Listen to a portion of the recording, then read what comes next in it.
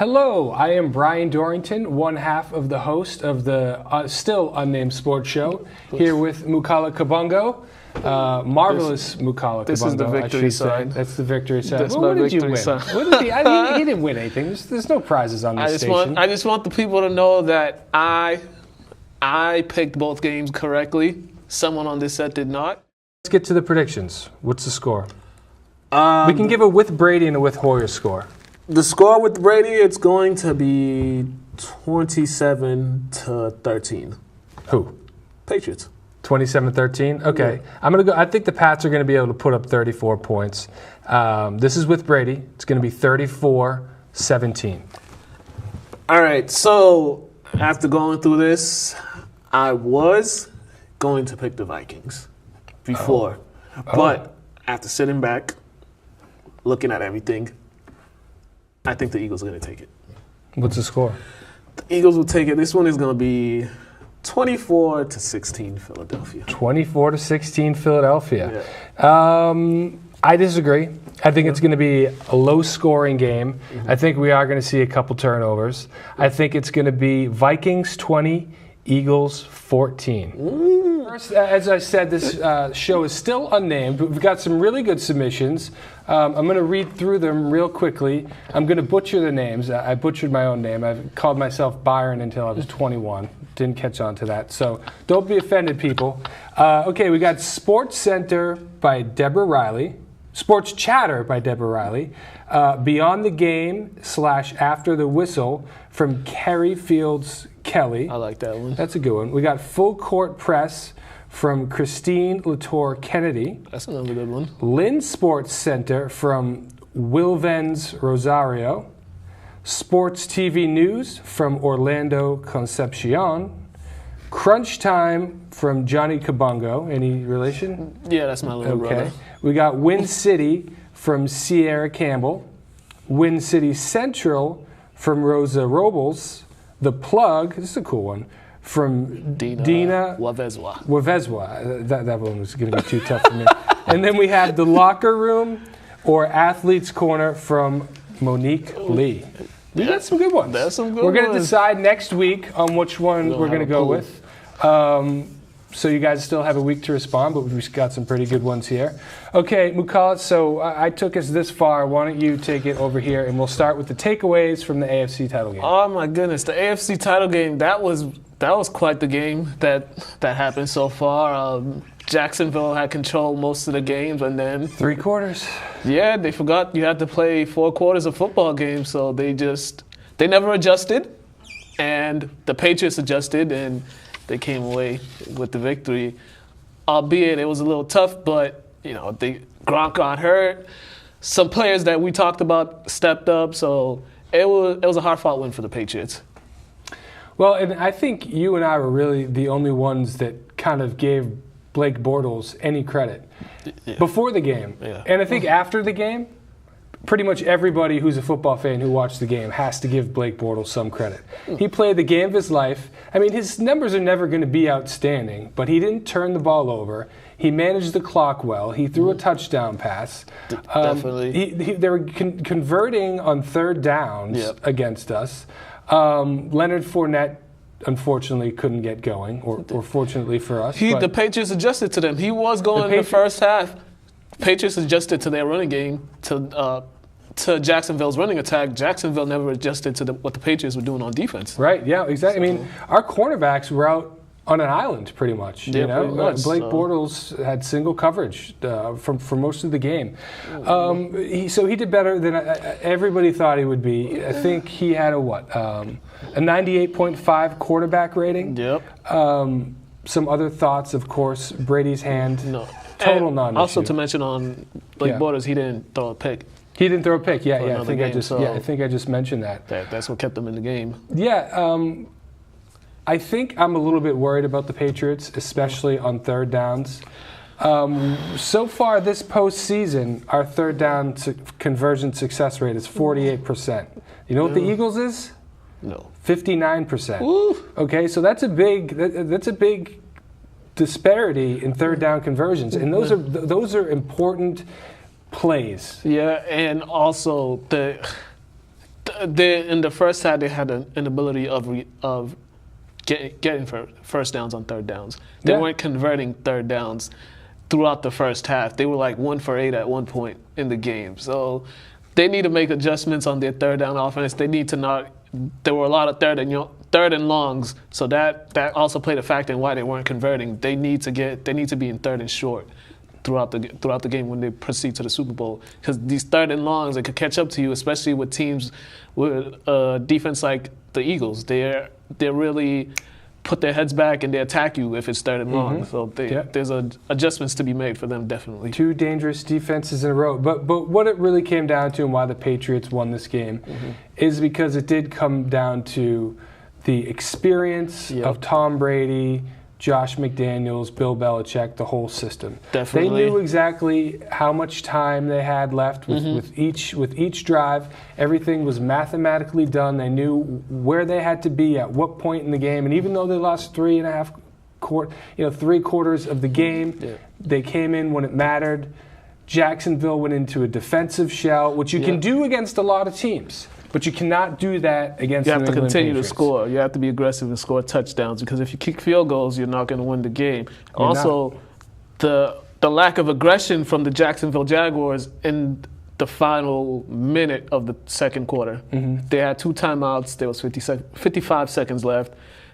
If they wanted to, they could have moved down the field to try at least get a field goal. They took a knee.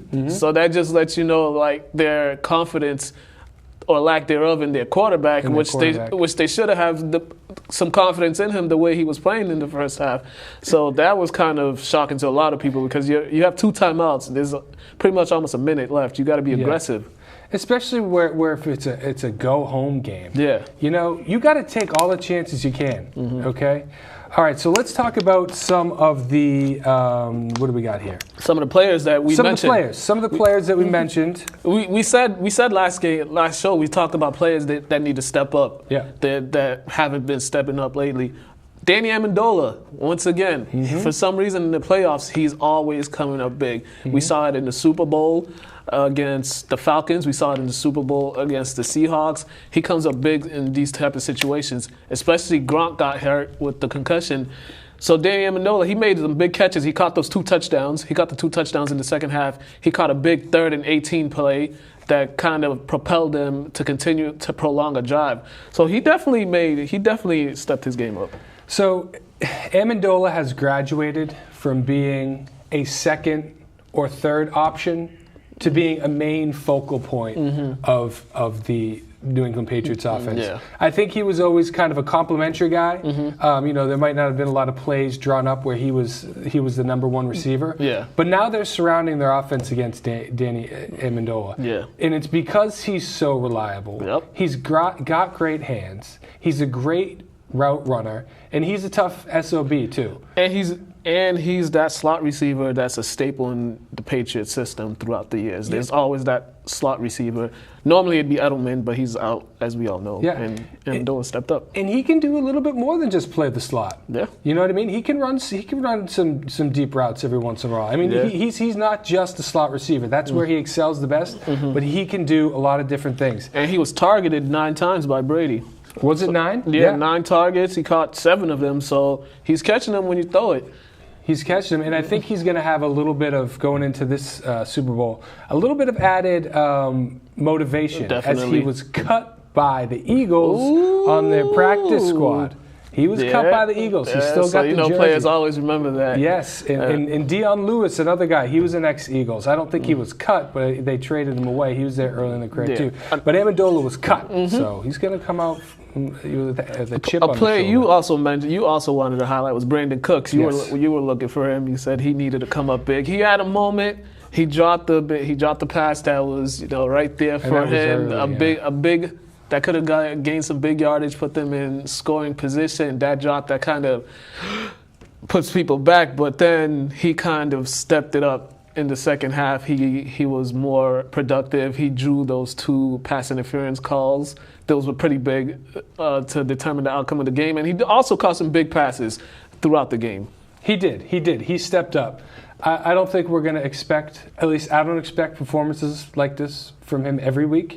I don't know if he's going to do this again in the Super Bowl, but he had a big game. It was terrible seeing him drop the pass. I was watching with a bunch of people on ice cream. I said, "There's your first round draft pick, Belichick. Are you really happy about that?" Yeah.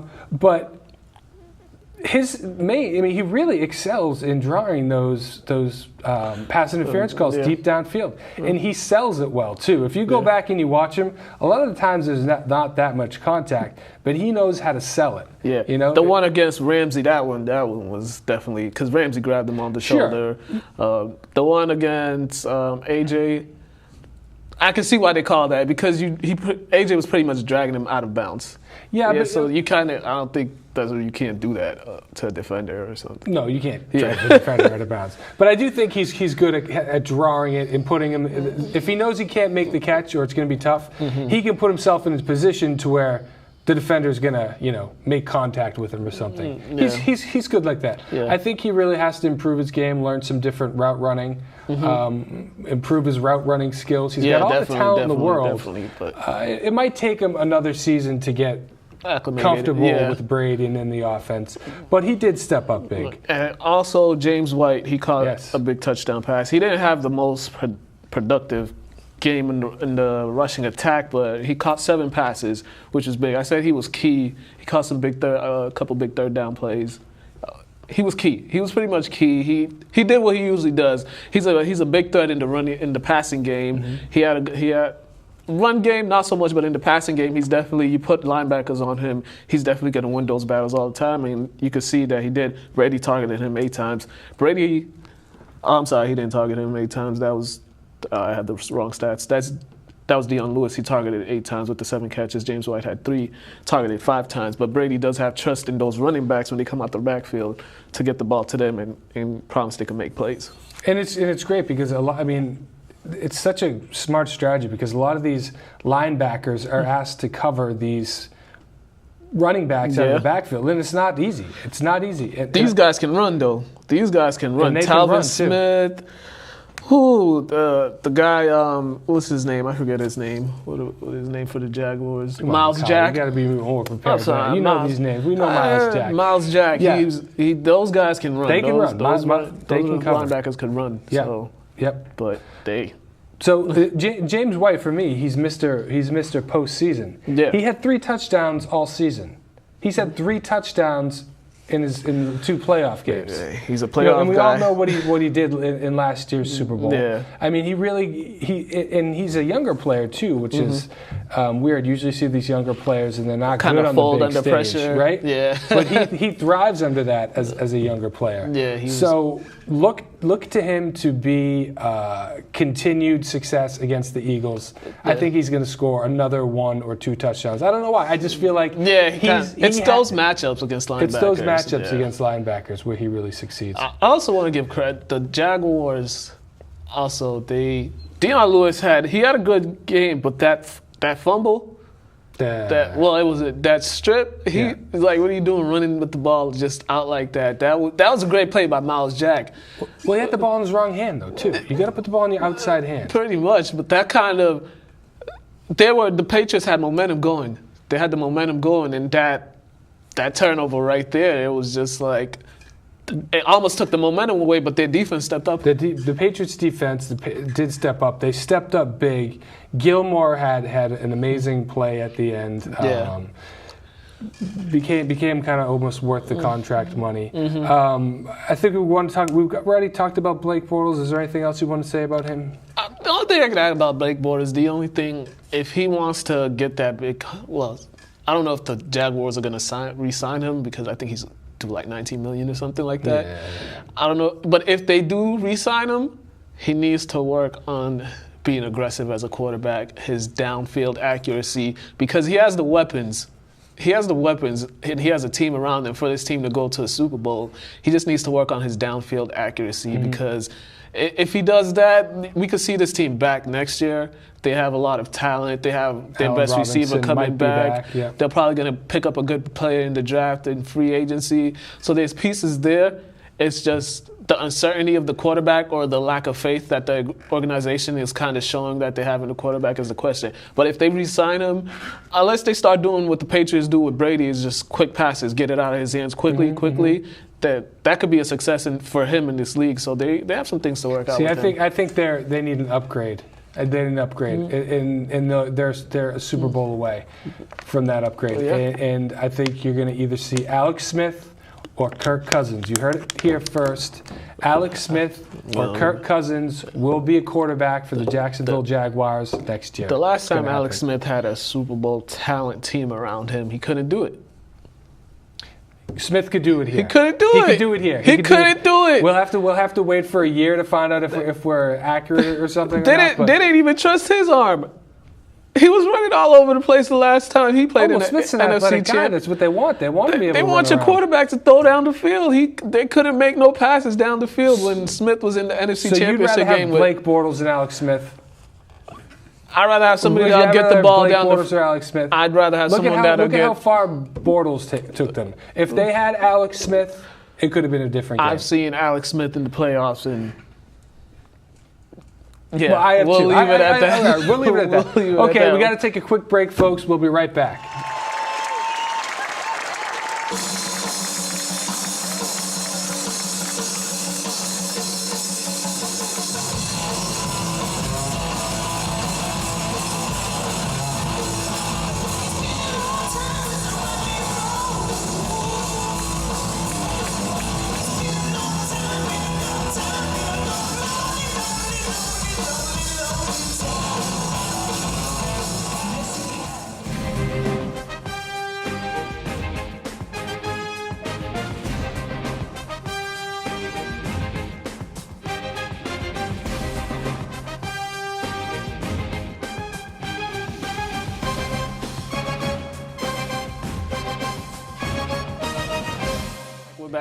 We're back.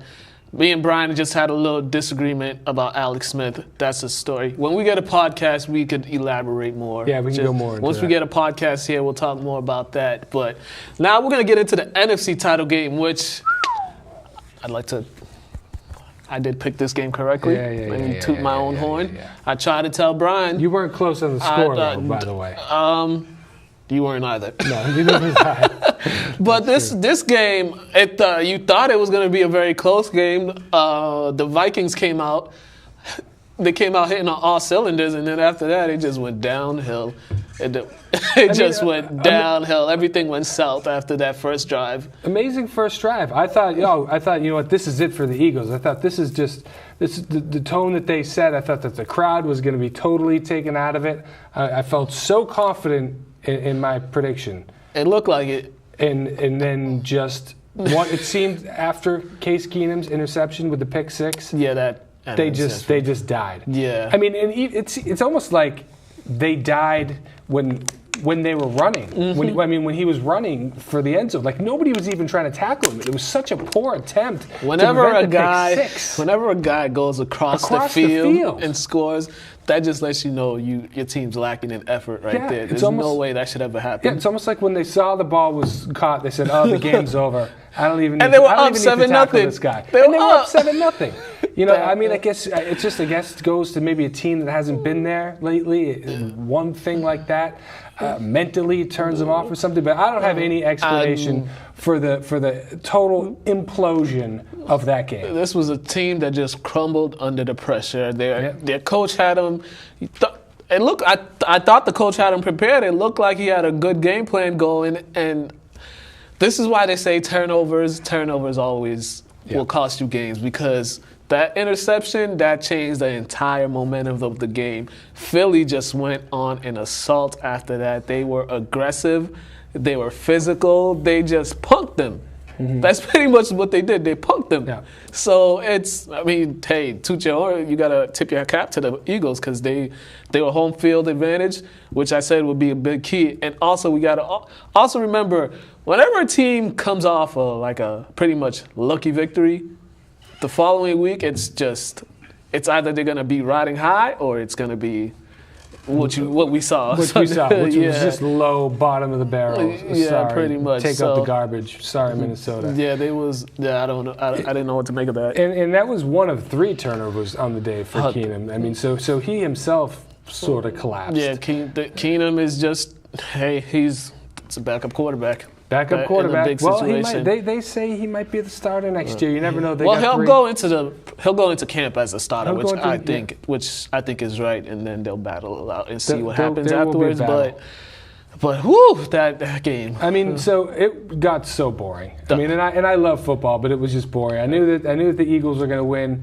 They were throwing flea flickers. And they were already up big. Yeah. Well, see, this is so the Eagles did what Jacksonville didn't do. They kept pouring it on. They kept pouring it on. They got the lead and they stayed aggressive, which is what you have to do against teams like the New England Patriots. Yep. Definitely. And Blake Bortles had a perfect quarterback rating. He was it perfect? Yeah. 140, no interception, 26 of 33, 352 yards. Nick Foles was on fire that game. And we said on last Friday's show, we said, Nick Foles, you got to start throwing some touchdowns in these postseasons. He did. And he stepped up big. And that team, they were just, this was the Eagles all season. They were just a team that was riding high. They were always on the attack. This is the Eagles that we've seen the entire season, even when Carson Wentz was in the lineup. This is the team that we've seen aggressive, physical, and they aren't scared to take any shots, deep shots at all. So you kind of led me to one of my thoughts and one of my questions that I'll have for you. Does the way Nick Foles played that last game, does it kind of diminish what Carson Wentz did earlier this year? You don't think so? No. You don't think that he looked exactly like Carson Wentz? It was the exact same offense. And Foles is a backup quarterback too. Granted, he had one good Pro Bowl season. But he's been in the league for a while. He's been in the league for some years now. He's seen many different offenses, so he kind of understands it, and he understands this offense. So this is why it's cooking. This is why it looks so natural for him in this offense, because he's been around it for some time in the league, and he was also in Philly. Although it was with Chip Kelly, but he was also in Philly, so he knows how that city is, so he knows how he has to play. So he knew he had to step up this game. Right, but it wasn't just stepping up. I mean, he played so well. I mean, it was an incredible game plan that they had. Yeah. I mean, I don't think that it really affects Carson Wentz too much. Not at all. But personally, for me, I think, you know what? Maybe Carson Wentz, he's good, but maybe it wasn't just all about him, and he should, and maybe it takes away. He definitely shouldn't be considered an MVP candidate. This shows you what good general managers do in the NFL. Yes. How good to surround the team with talent.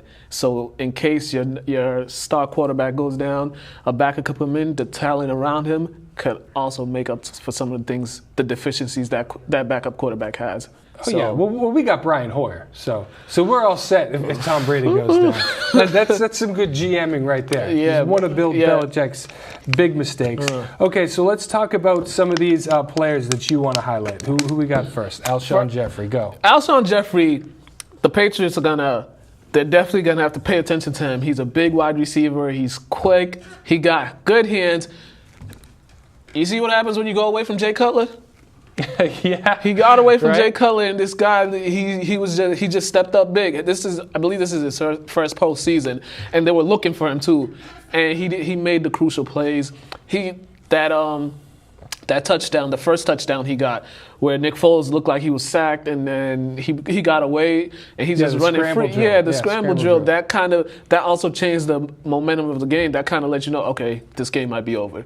That play right there. So Alshon Jeffrey, I got to tip my cap to him. He definitely had a good game. And a guy you said was the player to watch was Zach Ertz. He also had a good game. Zach Ertz, yeah, he's still, I think, the most dangerous player on their offense. Definitely. Especially with Foles, even though he played lights out, it's still always good when you're not so familiar with an offense still, because you haven't been playing all the time. Yeah. Throw those check down routes for the tight end. They will be your safety blanket. And they always have a mismatch, the tight ends. There's always going to be a mismatch. Yeah. So I think he's going to go to Ertz a lot.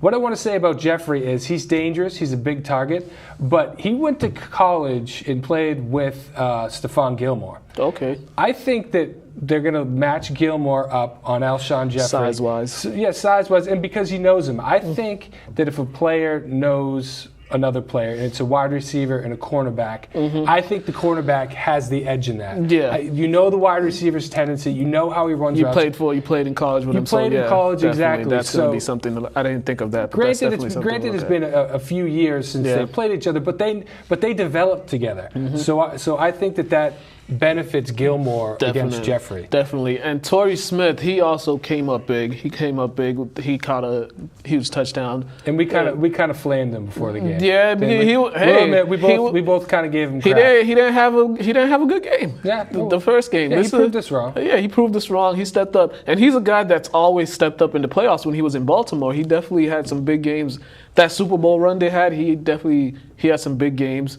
He had a big game against the Patriots in that championship game when that year Baltimore won the Super Bowl. Yeah. So here's a guy we know that can, when given the opportunity, he can step up. So he played very well. So. He still doesn't scare me. He had 2 touchdowns all year. Yeah. He's a run route guy. He runs one route. Yeah. I really don't think that he's going to have this game again. You never know, but hey, I think the Patriots will have a game plan with him because I think they know what he can do. So all right, we got to go to our +1 interview where Mukala interviews the legendary John Hoffman of Lynn to talk about some local sports. Take it away. Welcome to our interview part of our program here. It's one-on-one with the legendary John Hoffman. If you know John, he is a staple in the Lynn community, especially for sports. He's been around for a long time. He's seen everything. So we're going to have 10 good minutes with him. We're going to talk about Lynn sports and everything that's going on. Welcome, John. How are you today? Well, thank you very much for having me. And it's a nice thing you're doing because I think the kids deserve all the credit they get because they do a great job. Definitely. You deserve credit, too, because you've been throughout the years, you've been highlighting all the student athletes that's been coming out of Lynn, that's been doing great on the field, off the field, in the classroom, all those great things. So you're a great staple in the community. We appreciate everything you've done. It gives me a reason to get up and get dressed in the morning so I can, otherwise I'd be a couch potato watching home. Yeah, you don't want to be that. So, first let's talk about this past football season. As we were discussing before we started taping, you said this was one of the greatest football season in Lynn sports history. So tell us a little about that. Well, I think most people don't. It wasn't really publicized as much as it should have been. Mm-hmm. You have to go many, many years, and I don't think it's ever happened before. The 4 high schools combined for 40 wins. Mm-hmm. I mean, that's unbelievable. That's an average of 10 apiece. Yeah. And when you consider they play 11 games, that's pretty good. We're not counting the playoff games. Mm-hmm. But you look at the coaches did a tremendous job this year. We had Brian Vaughn from Lynn Classical. Mm-hmm. He came back to coach in his hometown, Lynn. He was a great athlete at Lynn English. Yeah. I don't think he ever thought he'd be coaching his fierce enemy, Lynn Classical. But he turned that program around. You have to go back quite a few years for Classical to have 8 wins in a season. Mm-hmm. And they finished tied in the Northeastern Conference for their division. I think it was the North. Uh-huh. You go to Lynn English, Chris Carroll is the only player I know in the years I've been doing this that as a freshman, he started in 3 varsity sports. Because for many years you couldn't play as a 9th grader. It was football, hockey, baseball, correct? Yes, yeah. And he turned that English program around. He won his division in, I think it was the South, in the Northeastern Conference, going undefeated. His first loss was in the playoffs in the division final, and he had the game won. Yeah, I was at that game. And Tewksbury scored a late touchdown to pull it out of the fire and beat him. Yeah. And he did a great job winning 10 games. That's 18 between English and Classical. Yeah. You have to go back a lot of years to get 18 wins between the 2 schools. Yeah. You go to St. Mary's, they were 1 game away from making it 2 Super Bowls in a row. Matt Durgan does a tremendous job. Mm-hmm. He lost several key players from last year's team. He didn't have a lot of backups. He wasn't deep in positions. But they won the Catholic Central League. Mm-hmm. They won their division in the playoffs. Yeah. They were 1 game away from making it 2 straight Super Bowl appearances. Mm-hmm. The team they lost to, undefeated 3 consecutive years, went to their 3rd straight Super Bowl, won their 3rd straight Super Bowl. And St. Mary's late in the fourth period was tied 20-20. Yeah. And then you go to Lynn Tech, James Runner. He's not new. He had a Super Bowl as an assistant with Mike Stellato at St. Mary's. He coaches Tech. He gets his second Mass Vocational State Championship in his tenure at Tech. But he won the Commonwealth Conference. The game he lost, the first game he lost, was the division final. Okay. And then he goes on to win 2 more games and win a vocational championship. He wins 12 games to be the leader in the city, 40 games in the city with 6 losses. Never happened before. That should be publicized, shouted from the mountaintops. Yeah, and one of his players, I believe, is like 4th in the state in career rush yards too. Stephen Gravely. Yeah. So and Calvin Johnson wasn't bad for St. Mary's either. So there were a lot of players that stepped up big, especially a lot of seniors. From what I've read, the seniors definitely stepped up their game this year to go out in a big way. Yeah, people don't realize what the hard work. It's not just play the game and go home. It's during the week you practice, but during the off season, you're in the gym, you're lifting, you're running, you're going up the hills, captain practices. A lot of time and effort spent if you put in the time and effort. And now English and classical, they've got a lot of kids back from, especially classical and English, got a great quarterback, great receiver, Severance and Brown. A lot of those terrific people. And our English got some young players that played as freshmen too that are going to be big contributors for next season. Absolutely, and and they've got so the future looks bright for both of those teams, and Matt Durgan and James Runner will have their teams competing as well. So I just thought that should be mentioned because it's never happened before, and it's a great thing, a great tribute. It doesn't. Other cities and towns, they don't have to worry about 4 high schools. Yeah. And not only 4 high schools, but some of those kids, we have Lynn kids at Bishop Fenwick, Malden Catholic, St. John's Prep. Yeah. So the talent is spread, all over the North Shore. Definitely. And to do this 40 wins is just unbelievable. Yeah, so definitely they gave us a kind of preview of next season that we should be looking forward to when football season approaches in the fall. That we're all looking forward to what they do to follow up this great season.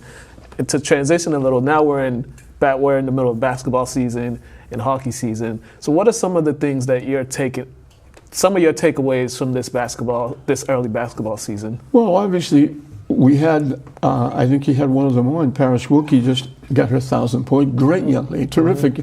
Yeah, this is the best part of this is you like to see these kids succeed because they're great kids. They're not just great athletes; they're very good kids.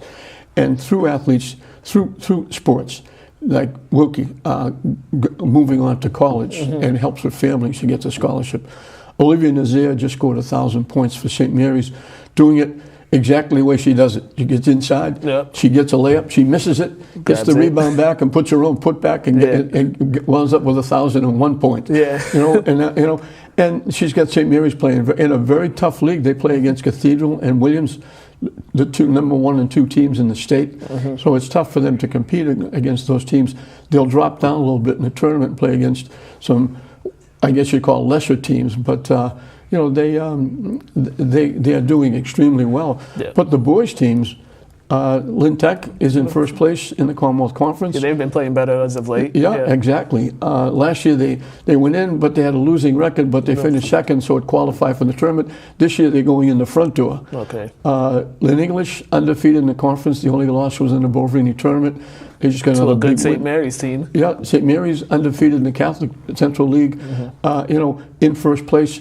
The boys hockey team doing a terrific job under Hall of Famer Mark Lee in first place, undefeated in the Catholic Central League. The girls hockey team playing extremely well. They play a very tough schedule as well. Yeah. The Jets are pushing for a tournament berth with a lot of great kids. A goalie, Gallant, who was not a goalie, he was a defenseman. And they walked in, they said, we don't have a goalie. Somebody has to volunteer. He raised his hand, they put him in net, and he's doing a great job. Yeah, so all these programs are they're kind of establishing a winning culture. I know classical, their boys team last year, they were 1 game away from the Garden. They lost to the team that won the championship. Yeah, they pretty much have their entire team back. So you think they could take that next step to get to the Garden this year? It's a little bit difficult now because they moved up to Division One. But they certainly will compete. They've got some great athletes, good shooters. They play that sticky defense like English does. They press. They make you make mistakes. They make you play. If you want to slow the ball down, you can't. They play up tempo. You have to run with them. St. Mary's does the same thing. They've got really good athletes. Stephen Fama, Jalen Echeverria. The young kid from Peabody, Onawagu, that moved over is now getting his legs, now starting to get accustomed. He's playing well.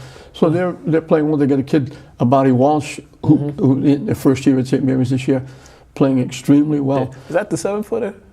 Yeah, I was at a game the other day. The kid was pretty defensively. He was a good, solid defender. Well, he made one play. He had 3 blocks in one series, in 3 consecutive blocks, and he had about 6 or 8 blocks in the game. But he goes out and shoots threes as easily as he shoots layups. So. Yeah, well, definitely that's a lot of great things that are happening in Lynn sports. Sorry we don't have enough time. We got to wrap this up, but definitely we'd like to have you back to talk more because there's a lot of great things happening in Lynn sports right now, especially basketball-wise. We'd like to get to know more about what's going on the hockey side. So next time you come back, we could talk more about that. But thank you very much for being here and just educating us on what's going on and informing us of players to watch and all that. And you have a great day. You're a legend. You're a legend in the Lynn community. Well, I don't know about that, but I appreciate the opportunity to push the kids because they're the most important product. They do a great job, and you look at when graduation time comes, and you look at the colleges these kids are going to, whether it's academic or sports. People who knock Lynn don't know Lynn because Lynn's a great city. Yeah, awesome. All right, this has been the interview part of our program. I'm going to toss it back to Brian. Okay, and now we are going to talk some WWE with our Diamond Dave Riley. We're going to talk about the Royal Rumble and make some predictions on that. Boom. Well, hello. I am here with Diamond Dave Riley, our resident expert in all things WWE, and we are going to be previewing this week's Big Four pay-per-view, the Royal Rumble, my favorite. We want to let you people know at home that it's okay for adults to still watch WWE. David and myself are in late 20s, early 30s, respectively, so it's okay. You can do it. It's still fun. No big deal. Okay, Dave, so let's talk about this. Okay. Why don't we start with the Raw Tag Titles match? Jason Jordan and Seth Rollins versus The Bar. Who do you like in this match? I'm just going to kind of go with my prediction. I think Cesaro and Sheamus are going to win. Really? Because I'm just going with the story that they're building so far. I think that they're going to win. Ambrose is out until September, potentially. Right. So they can't really reunite the Shield. And I would think that if Rollins was going to win, eventually that would set up some sort of Shield reunion at WrestleMania, but that doesn't seem to work out, in my thinking. Mm-hmm. I think that Cesaro and Sheamus will win after maybe 2 or 3 cases of major miscommunication between Rollins and Jordan, because that's kind of what they've been building to. And I think that will build after the match to match between Rollins and Jordan at Mania. Yeah, I can see that happening. I think that right now it's an odd couple to begin with. It's almost sort of like how Cesaro and Sheamus came to be The Bar. I mean, remember they had that... 7 matches or something, like best of 7 match, and then ended up hating each other, and you had the heel and the face, and then they got together, and then they were successful.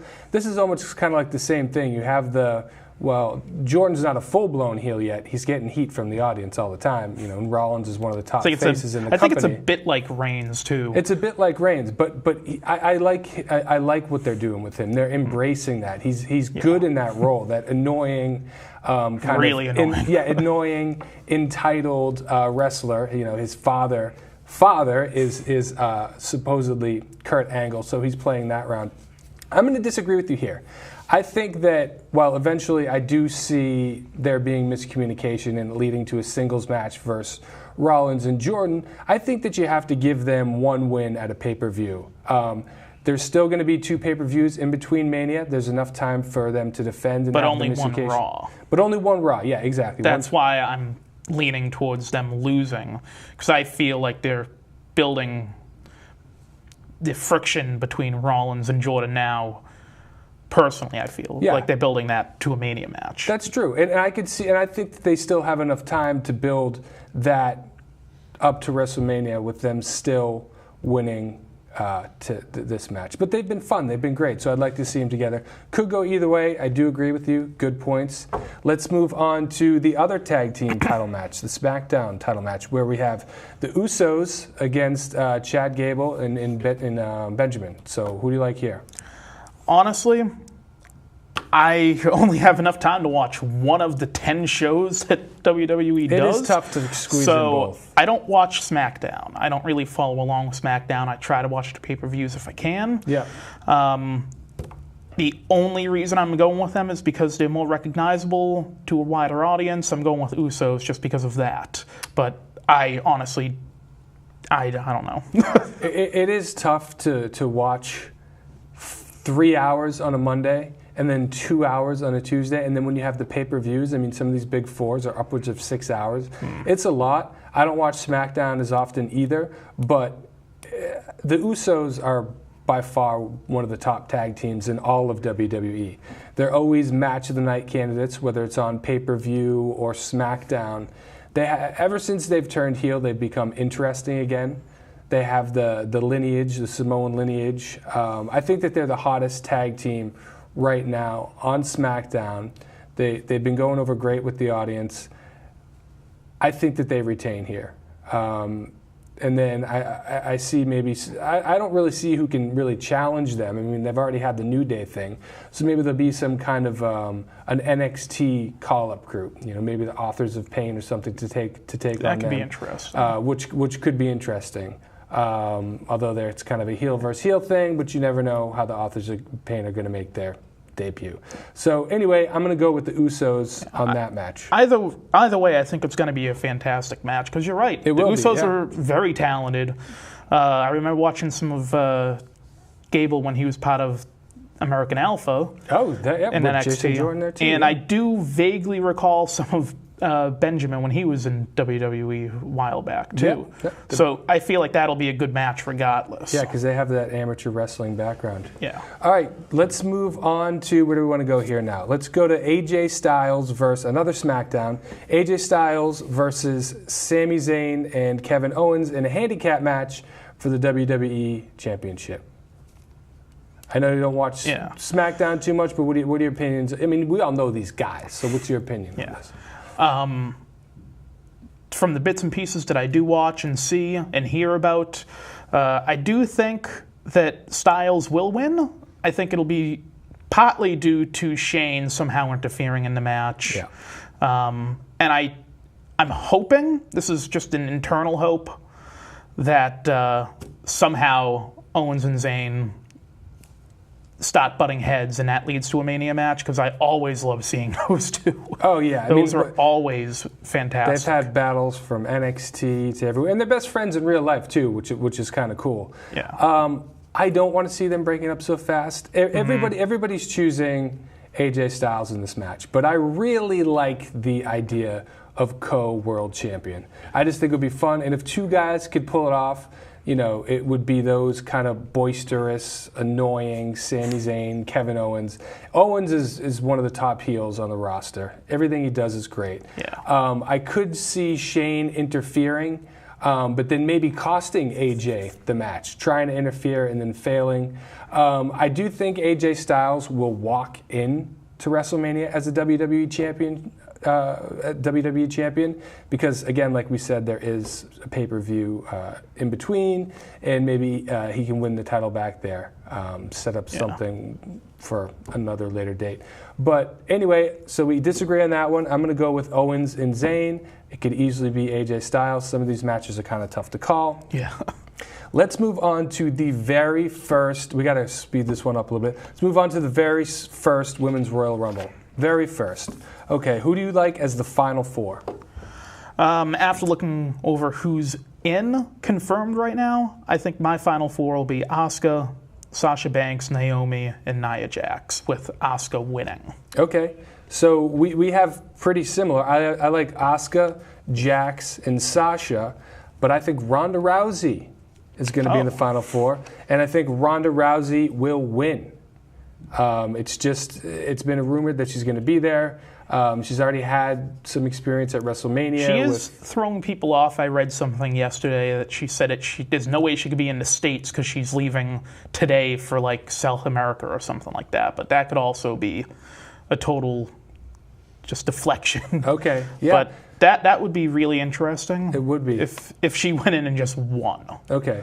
We're only giving us 1 minute, but we can't spend 1 minute talking about the Royal Rumble match. Sorry, guys. We're going to have to go a little bit longer. We'll cut some. Mukala and I will cut something else out later. This is pre-recorded, by the way.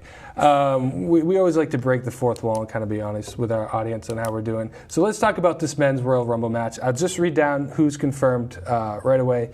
Cena, Balor, Orton, Nakamura, The Miz, Elias, Corbin, Woken, Matt Hardy, Wyatt, Bray Wyatt, Aiden English, Rusev, Titus O'Neil, Apollo Crews, Ty Dillinger, Big E, Kofi Kingston, and Xavier Woods, otherwise known as The New Day. Let's get to your final four for the Royal Rumble match. I think my final four is going to have Finn Balor, Nakamura, Corbin, and one person who you didn't say, but I feel will probably be in it anyway, Roman Reigns. Of course, yeah. There's so many people that haven't been listed. And I actually think, and it's going to sound like copying because I believe we talked before, I do think Nakamura is going to win. You do think Nakamura is going to win? I think he will. Well, I changed my mind on that anyway, so don't worry. And then that'll set up a match between maybe him and AJ. Is what I was hoping That's the match that people want to see at WrestleMania. Because I feel like that drives in a lot of international fans because they've wrestled all over the world. Absolutely. They're very talented. So if you want there to be a good one of the co-main events for Mania, that would be a very good one. I agree. That's a great matchup to see. I'm gonna go with. Oh, you know what? We missed the champion to triple threat Universal Championship. We can go back to that. But this kind of plays into it. So my final four is going to be Lesnar, Reigns, The Miz, and Daniel Bryan. I think that Lesnar, so we can kind of talk about Lesnar is going to lose the triple threat match. Strowman will pin Kane. I know everybody's thinking that Lesnar's going to win, but Strowman will pin Kane. Lesnar will come out. He will be furious, and he'll come out. Maybe he'll be number 30. He'll take out everybody else in the ring, and then he'll end up as the winner of the Royal Rumble. He'll go on, and maybe interesting. And maybe it could be him and Reigns because my other top are Reigns, Miz, and Daniel Bryan. And then maybe it'll be something like where him and Reigns fall out of the ring at the same time. Both of their feet hit, forces a triple threat at WrestleMania with Strowman, Lesnar, and Reigns. Who wouldn't want to see that for the championship title? That would be a crazy one. It's out there, but I'm going to go for it. Really quickly, most eliminations and longest lasting, who do you think? Most eliminations is still going to be Reigns. Longest lasting will be The Miz. And I'm going to guess for surprise entrance, obviously Daniel Bryan. The Undertaker will be there, and it's going to build to a feud with Cena and Lars Sullivan from NXT because they always have NXT call-ups. Let's get to the Universal Championship match real quick. Sorry, guys, we're going to get to do this one fast. We have a triple threat between Lesnar, Strowman, and Kane. I'm going the opposite route of you. I do think Lesnar will win. Although if I wouldn't be shocked if he did lose, and if he did lose, I would think it would be to Strowman. That's the only one that makes sense to me. Kane's not winning. Yeah, I don't think he has any chance. I think it'll be highly entertaining. I think there'll be destruction everywhere. There will be. My God, if they've been drilling anything into our heads the past month, it's been that. Okay, so you got Lesnar. I imagine he's going to pin Kane. If everything's certain in this match, Kane will be the one that gets a pin. We don't know who's going to get the win. We'll find out. Sorry for going overtime. It's a big Royal Rumble. You got to take the time and talk about it. Anyway, back to you, Mukala. Great interview, Mukala and John. Thanks for kicking it back here. We're going to talk a little bit about the Super Bowl now.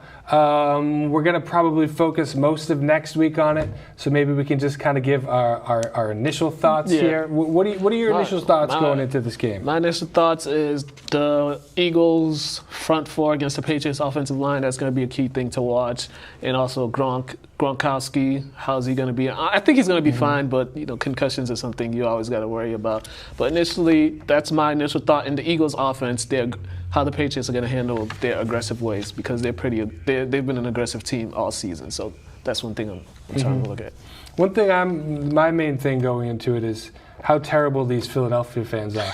That's been like the main story. If you've been listening around talk radio and stuff, the greatest fans in the world. The greatest fans in the world. These people are brutal. I mean, just go and Google some of the videos. They were throwing full beer cans at Vikings fans, like full. Yeah, that's like.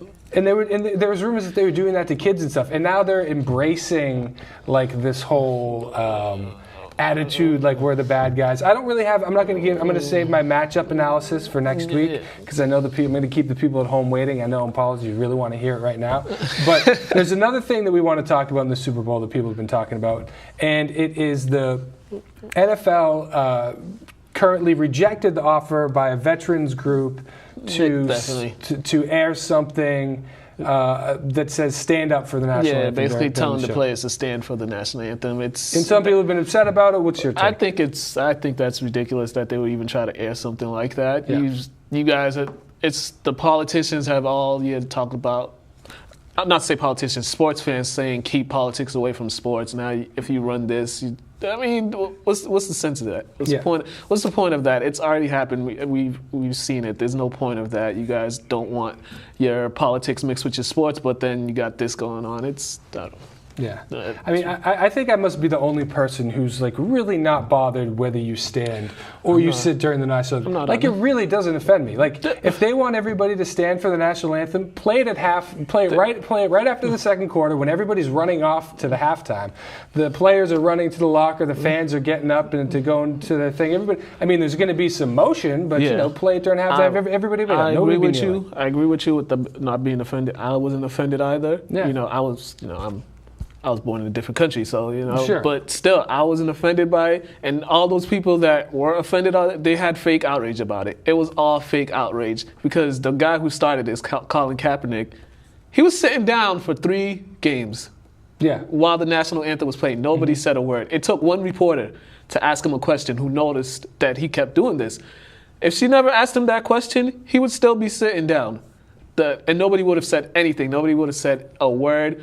All these politicians, the president, they would not have said nothing because they weren't paying attention. But it's a football player that expressed himself on what he thinks is wrong in society, his opinion. Because they asked him and he laid out what it was and he laid out what he was going to do. And for some reason, people were offended by that. The only reason they're offended is because one, you're making $1 million. You sit down, shut up, play football. Yeah, and things like that. And I think this is one of the things the NFL got right. They stood by their players. Colin Kaepernick, even though he's out of the league, he managed to get something to where I think the Players Association, the players, and the NFL, they met. And now they're ending up raising, I think, over $80 million to invest in some programs to improve these things.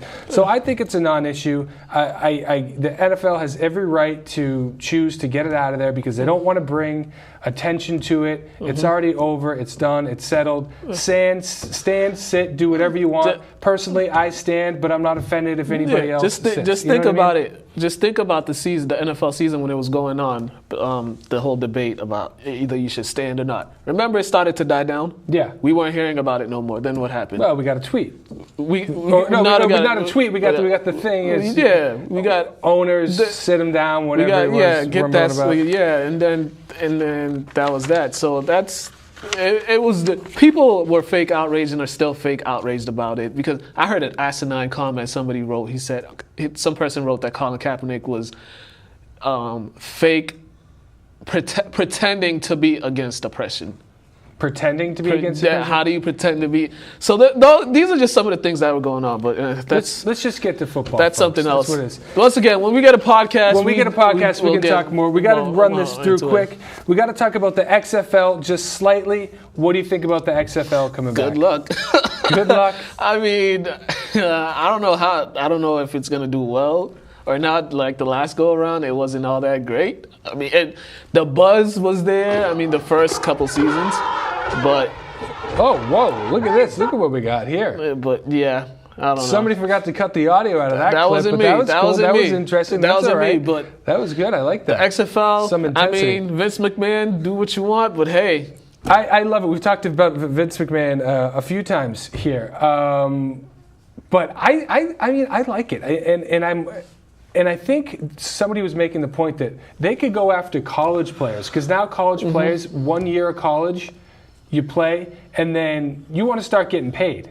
Yeah. You maybe do 2 years because you got to be like 21 and have done at least 2 years of college. These guys, they could take big 3 years. So they could take a guy could play college in 1 year, prove himself, get a big name, get signed to the XFL, start making money. Why wouldn't you do that? If you're a big name college player, why wouldn't you do that? Maybe it's another path to the NFL, but hey, That's what I'm saying. It could be a pass to the NFL. Marketing, Vince McMahon is a marketing guy. Yeah. He's all about marketing. Vince, and he knows how to sell it. He knows how to do a good product. We had so much stuff that we planned on getting to. Unfortunately, an hour has already gone by. Maybe we need to make this show like 6 hours or something like that. Yeah, hour and 30 minutes or something. We got a lot to say, almost too much to say. I think our fans would probably get a little tired of us after that much time. Anyway, Mukala, why don't you give us the outro today? All right, don't worry.